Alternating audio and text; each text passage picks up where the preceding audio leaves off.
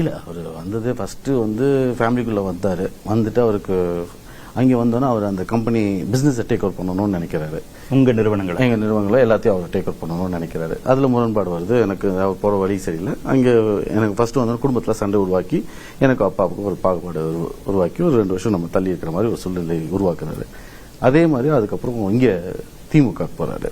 திமுகவுக்கு போய் அங்கே வந்து மாப்பிள்ளைக்கும் பையனுக்குமே அங்கே உள்ளுக்குள்ள ஒரு பெரிய ஒரு பிம்பத்தை உருவாக்கி அவங்களுக்குள்ளேயும் இதே மாதிரி ஃபேமிலி ஒரு இஷ்யூவை கிளப்பி அங்கே கட்சியை போய் டேக் ஓவர் பண்ணுங்கிற ஒரு இமேஜை வந்து ஒரு பாயிண்ட் ஆஃப் டைம்ல அவர் கொடுக்குறாரு. ஸோ அதனால அங்கேருந்து துரத்தப்படுறாரு. அதுக்கப்புறம் விசிகேன்னு ஒரு கட்சிக்கு வர்றாரு. அங்கேயும் இதே மாதிரி பெரிய தலைவர் மீது இவரா சில விஷயங்கள் இவர் இஷ்டத்துக்கு பண்ணிட்டு அங்கேயும் பெரிய தலைவருக்குள்ள ஒரு இஷ்யூஸை வந்து கிளப்பி அங்கிருந்து அவர் துரத்தப்படுறாரு, நீக்கப்படுறாரு. அங்கேருந்து அவர் வெளில வர்றாரு. இந்த மாதிரி இப்போ அடுத்தது இங்கே வந்திருக்காரு. இங்கேயும் உள்ளுக்குள்ள அதே தான் அவர் மட்டும்தான் இருக்கணும், அவர் மட்டும் தான் சில விஷயங்கள் பண்ணணும்னு சொல்லி இதே ஸ்ட்ராட்டஜி அங்கேயும் இம்ப்ளிமெண்ட் பண்ணார்.